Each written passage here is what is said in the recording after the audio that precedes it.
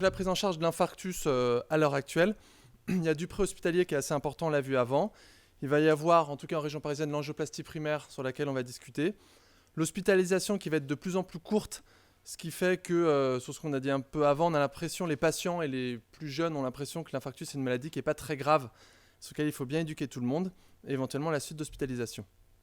Le préhospitalier, on a déjà vu qu'il y a 3 circuits, un circuit très rapide qui est par le SAMU, un circuit moins rapide qui est la consultation aux urgences dans un centre qui fait de l'angioplastie, et un circuit très long, on ne sait pas exactement qui sont responsables des délais, qui est la consultation dans un service d'urgence où il n'y a pas d'angioplastie sur place. On a déjà dit pourquoi il faut aller vite. Il faut le rappeler aux patients, parce que les patients ils sortent maintenant très vite de l'hôpital. Les internes les voient sortir très vite de l'hôpital. Mais dans les 5 premières heures, tous les patients qui devaient fibriller ont quasiment déjà fibrillé. Et donc, quasiment tous les patients qui doivent mourir vont mourir vite. Et quand on regarde les patients qui doivent mourir, il y en a 70% qui sont morts dans les 12 premières heures. Donc, plus on traîne à amener ces malades en coraux, plus ils vont mourir. En termes de pronostic un peu tardif, ça va être la même chose. Les malades qui sont revascularisés précocement, c'est-à-dire dans les 3 premières heures, ils vont avoir un pronostic qui n'est pas trop mauvais. Ils ne vont pas tellement mourir, ils ne vont pas faire d'insuffisance cardiaque. Et plus on va augmenter le délai, plus on va avoir de morbidité et de mortalité de l'infarctus. On a vu déjà un peu les délais. On voit que chez les patients qui sont éduqués, ils appellent vite le SAMU. Ils appellent le SAMU en général en 45-50 minutes, ce qui n'est pas trop mal. Le seul problème, c'est qu'on a encore en Ile-de-France un patient sur 2 qui n'appelle pas directement le SAMU. Et ces patients-là, ils vont aller aux urgences, et on discutait un peu des délais tout à l'heure. Les patients qui vont en angioplastie primaire, ils arrivent en général en 2 heures à l'infarctus entre le moment où ils ont mal et le moment où ils arrivent en angioplastie. Les patients qui vont passer par les circuits longs, ils vont mettre 5 heures à arriver, avec une grosse part qui est liée à la prise en charge aux urgences, puis l'appel du 15 par les urgences. Et après, la prise en charge jusqu'à l'angioplastie, qui va quand même prendre, c'est ce qu'on a en pratique quotidienne, à peu près 1h30 entre le moment où nous on sera prévenus et le moment où le patient va réellement arriver en salle d'angioplastie. Donc c'est un peu la faute de tout le monde. Ensuite, ces patients ils vont être pris en charge pour leur infarctus. Je ne vais pas revenir sur les antiagrégants, ça a été détaillé, redétaillé plusieurs fois. En angioplastie primaire, on utilise maintenant les nouveaux qui sont plus très nouveaux inhibiteurs de P2Y12. Les recommandations sont de charger les patients. On n'a pas tellement d'arguments scientifiques avec ces nouveaux inhibiteurs de P2Y12 pour dire qu'il faut les charger, mais on extrapole sur ce qu'on avait avec le clopidogrel. Il faudra ensuite adapter cette durée. On discutera un tout petit peu après, si on a le temps, sur la durée exacte de traitement antiagrégant plaquettaire. Ensuite, ces patients, ils vont arriver en angioplastie primaire. L'angioplastie primaire, maintenant, elle doit être faite, sauf extrême contre-indication, par voie radiale. La voie radiale, on peut quasiment tout faire de ce qu'on fait en fémoral pour peu que les abords soient simples et qu'il n'y ait pas de grosse tortuosité au niveau sous-clavier. Ça diminue énormément la morbidité et ça la diminue d'autant plus que les patients sont âgés. C'est-à-dire plus les patients vont être vieux et vont avoir les radiales un peu abîmées, plus il faudra quand même essayer de passer par ces artères radiales parce que c'est ça qui va éviter la morbidité liée au saignement. Il y a un topo sur les saignements après. En angioplastie, on ne met plus que des stents actifs. Les recommandations sont hyper claires maintenant. Il faut mettre que des stents actifs et il y a une recommandation de grade 3 pour les stents tenus. C'est-à-dire que même si les patients sont à risque de saignement, etc., on a démontré qu'avec une nouvelle génération de stents actifs chez les patients à haut risque hémorragique, on peut faire quasiment les mêmes schémas thérapeutiques qu'avec des stents tenus. Et nous, on n'a pas mis de stents tenus, je pense, sur les 2 ou 3 dernières années. Il doit nous rester une marque dans le placard qu'on ne sort jamais. On a quasiment plus de stents tenus. En angioplastie, on thromboaspire de moins en moins les patients. C'était très à la mode il y a quelques années, en disant qu'en diminuant la charge thrombotique qu'il y a dans le vaisseau, on allait diminuer les complications de l'infarctus, notamment le Noriflow, qui est l'embolisation microvasculaire, qui est un facteur prédictif important de récupération.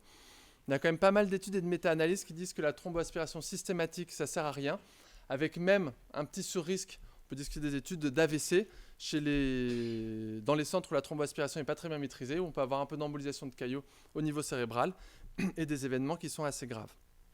Une des nouveautés, c'est qu'on peut maintenant proposer l'angioplastie de ces infarctus jusqu'à H48 de la survenue des douleurs. Jusqu'à assez récemment, on disait qu'après 12 heures, il n'y avait pas besoin de rouvrir les vaisseaux, qu'on pouvait faire plutôt le circuit un peu long, c'est-à-dire une viabilité, est-ce que les patients sont viables, les faire revenir, les rouvrir. Maintenant, ces patients qui ont eu un infarctus antérieur, par exemple, il y a 17 ou 18 heures, qui arrivent en angioplastie, il faut leur rouvrir les artères, il faut les revasculariser, parce qu'on pense qu'il peut y avoir un meilleur pronostic. Une des principales nouveautés des dernières années, c'est ce qu'on va faire des autres lésions. Chez les patients multitronculaires, on sait depuis assez longtemps qu'ils ont un mauvais pronostic. C'est-à-dire que les patients qui sont monotronculaires, ils ont 2% de mortalité à 30 jours. Chez les patients pluritronculaires, on multiplie cette mortalité par 2. C'est pareil pour la mortalité à 1 an. Plus il y a de vaisseaux malades, plus on a de mortalité à 1 an. Une des choses qui va se passer, c'est qu'après ce syndrome coronaire aigu, sur tous les événements qui vont se produire, il y en aura la moitié qui seront liés aux vaisseaux non coupables. Ça, c'est une étude de 2011. Avec les progrès des stents, de la pharmacothérapie, etc., la proportion d'événements liés aux lésions non coupables est beaucoup plus importante que les proportions d'événements liés aux vaisseaux qu'on a stentés. Et ces événements, ce ne sera pas juste des revascularisations pour de longueur d'effort ou des choses comme ça. Ce sera des vrais événements. Il va y avoir des décès, des infarctus. Et ça, c'est lié au type de plaque.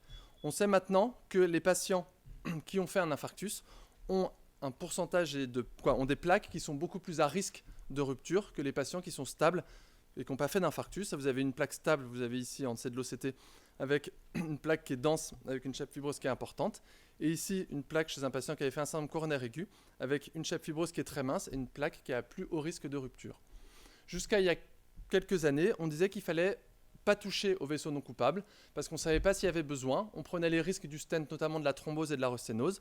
Mais avec tous ces éléments, plus les progrès dans les stents et dans l'encadrement pharmacologique, il y a eu plusieurs études qui ont été faites il y a quelques années, qui ont comparé la revascularisation de toutes les artères malades chez les patients qui font un infarctus contre la revascularisation uniquement de l'artère coupable.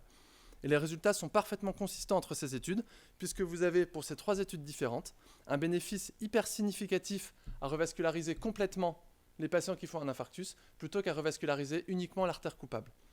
La seule question qui se pose actuellement, c'est quand on revascularise ces artères. Il y a pas mal de ces études où ils revascularisaient les artères à la phase aiguë de l'infarctus, c'est-à-dire quand les patients venaient, ils faisaient les 3 vaisseaux d'un coup. En pratique, ce qu'on fait pour des questions organisationnelles, c'est qu'on programme ces angioplasties, chez nous en tout cas, avant que les patients sortent de l'hôpital. Et les recommandations ont changé avec ça, puisqu'en 2014, on disait qu'il fallait se limiter à l'artère coupable et qu'il ne fallait pas toucher au reste, sauf éventuellement dans le choc cardiogénique. En 2017, c'est complètement l'inverse. Ils disent qu'il faut revasculariser tous les malades au vu de ces études, sauf les malades en choc cardiogénique, pour lesquels il y a une étude récente qui dit que de revasculariser tous les malades en phase aiguë est plutôt délétère pour le pronostic de ces patients. Il y a un topo sur le choc cardiogénique après. Quand ils vont être revascularisés, ces patients, ils vont être transférés en unité de soins intensifs de cardiologie. On va faire un peu le bilan. Ce qui est important maintenant, c'est que les hospitalisations en post-infarctus sont de plus en plus courtes. Les patients restent 48-72 heures à l'hôpital. Et donc en termes de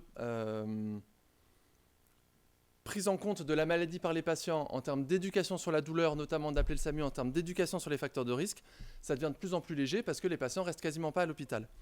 Les recommandations, c'est de les scoper 24 heures minimum, c'est-à-dire que les infarctus simples non compliqués peuvent être sortis du ZIC au bout de 24 heures. Et les infarctus non compliqués, c'est-à-dire les patients jeunes, une FE normale, qui sont mono-bitronculaires complètement revascularisés, une bonne angioplastie, pas d'arythmie, ils peuvent sortir à J2 ou J3. Ça veut dire que théoriquement, les malades, on pourrait les libérer à 48 heures. Nous, on les libère quasiment tous à 72 heures. Et en 72 heures, les patients n'ont pas le temps de comprendre que c'est grave, qu'il faut arrêter de fumer, qu'il faut traiter le diabète, qu'il faut traiter la tension, etc. Et donc, ces patients, surtout les jeunes, vont sortir de l'hôpital en disant que ils ont fait un petit événement et qu'en fait, il ne s'est pas passé grand-chose et que ça va bien se passer. On va leur donner un traitement de sortie. Ce traitement de sortie, il n'a pas tellement changé. Ils vont partir avec une double anti-irrigation plaquettaire qui sera maintenue au moins 1 an s'il n'y a pas de haut risque de saignement. Chez les patients à très haut risque de saignement, on pourra diminuer à 6 mois. Et chez les patients à haut risque ischémique, les patients diabétiques avec des longues longueurs de stent, qui ont thrombosé un stent ou qui ont des grosses restenoses de stent, on pourra prolonger un petit peu cette double anti-irrigation plaquettaire. Une des choses aussi chez ces patients qui vont sortir, c'est qu'avec l'amélioration de la prise en charge, l'amélioration quand même des délais de prise en charge, il y a de moins en moins de patients qui vont remodeler, c'est-à-dire qu'ils vont devenir insuffisants cardiaques, qui vont avoir des dysfonctions ventriculaires gauche, qui vont être insuffisants cardiaques. Et toutes ces études d'inhibiteurs de l'enzyme de conversion, de bêta-bloquants, qu'on poursuit pendant 5 ans, 10 ans, 15 ans chez ces patients-là, il y a possiblement plus d'indications chez les patients complètement revascularisés qui ont des FE normales à continuer ces traitements après 6 mois ou 1 an. Il y a une étude qui est gérée par Johan Sylvain qui compare ça. Et on a des données très rassurantes de registres qui disent qu'après 1 an, la poursuite des bêta-bloquants chez ces patients simples sert potentiellement à rien et qu'on pourrait leur alléger un petit peu les médicaments. Une fois que ces patients vont sortir de l'hôpital, il va falloir discuter de la réadaptation cardiaque. Cette réadaptation cardiaque, il faut la faire quasiment systématiquement pour 2 raisons. La première qui est assez simple, c'est que la réadaptation cardiaque, ça sauve des vies. Ça, c'est une population globale de populations qui ont été réadaptées. Et quand on regarde chez les patients qui ont un syndrome coronaire aigu, qu'on regarde la mortalité entre 6 mois et 12 mois, elle est divisée par 2 chez les patients qui ont fait de la réadaptation, comparée aux patients qui n'ont pas fait de réadaptation. Le deuxième argument pour faire de la réadaptation, c'est qu'on ne va pas juste leur faire du vélo. Ces patients, ils sont restés 48 heures à l'hôpital. Comme je vous l'ai dit, on leur a quasiment rien expliqué, qu'on a essayé de leur expliquer, mais ils ont eu 10 000 informations différentes. Ils sont parfois retournés 2 fois en coraux si on a dû refaire les lésions non coupables. Ils sont un peu perdus, etc. Et le fait de les envoyer en réadaptation, évidemment potentiellement en externe, ils vont voir un cardiologue 3 fois par semaine. Ça va augmenter leur compliance, ça va encourager leur changement de mode de vie, notamment en termes de reprise de l'activité physique et en termes d'arrêt du tabac. Ça a des effets qui sont assez importants. Ça va faire une prise en charge diététique et ils vont se rendre compte de ce qui s'est passé, qu'il faut changer leur mode de vie. Ils vont discuter éventuellement avec des patients chez qui ça s'est un peu moins bien passé, qui ont fait de l'insuffisance cardiaque, qui sont restés un petit peu plus longtemps. Ça va énormément améliorer le pronostic de ces patients. Et tous les patients qui vont en réadaptation cardiaque sont hyper contents de la reprise de l'activité physique, de l'éducation, etc. Donc au total, pour l'infarctus du myocarde maintenant, il faut toujours aller le plus vite possible. Il faut le redire aux patients. Dès qu'ils ont mal, il faut qu'ils appellent le SAMU. On a encore plein de patients qui, quand ils ont mal, nous téléphonent, vont aux urgences, vont voir le cardiologue traitant, etc. Il faut leur expliquer qu'il faut appeler le SAMU, que ça sauve vraiment des vies. Il faut les pré-traiter avec de l'aspirine et un nouvel inhibiteur de P2Y12. J'ai mis le Brilic parce que c'est ce qu'on utilise dans le 94, mais ça peut être le Prasugrel. Les coraux doivent être faits par voie radiale avec uniquement des stents actifs. Il faut revasculariser de façon complète les patients, théoriquement avant qu'ils sortent de l'hôpital. Il faut les garder en USIC, 24 heures, 48 heures. Nous, on garde tout le monde 72 heures et on les libère. Et il faut essayer, dans la mesure du possible, de faire de la réadaptation pour tous. C'est assez facile pour nous puisqu'on est accolé à l'hôpital Albert Chenevier qui est un centre de réadaptation. Mais je pense que pour des hôpitaux qui n'ont pas de réadaptation en aval direct, ça doit être l'enfer. Voilà, je vous remercie de votre attention si vous avez des questions. Merci Romain. Est-ce que vous avez des questions pour Romain ? J'ai une question là-haut. Oui, l'identification de la lésion coupable, est-ce que ça se base seulement sur le réflexe oculosténotique ou sur la FFR ? Dans l'infarctus, c'est l'artère bouchée en général, la lésion coupable. C'est assez simple. Sur le STEMI, c'est l'artère bouchée et quand les patients sont spontanément reperfusés, souvent il y a un petit retard de flux, il y a du caillot, il y a quand même un électrocardiogramme qui nous dit quand il se décale à l'antérieur, c'est quand même plus souvent l'IVA. Donc sur l'infarctus, la lésion coupable, c'est assez simple en général. Benoît ? Une question sur la revascularisation complète. Ouais. En fait, vous avez parlé de 3 essais qui sont quand même assez différents dans les groupes comparateurs. C'est-à-dire soit on va dire je traite tout contre je laisse une sténose qui peut être très serrée de l'IVA par exemple. Ouais.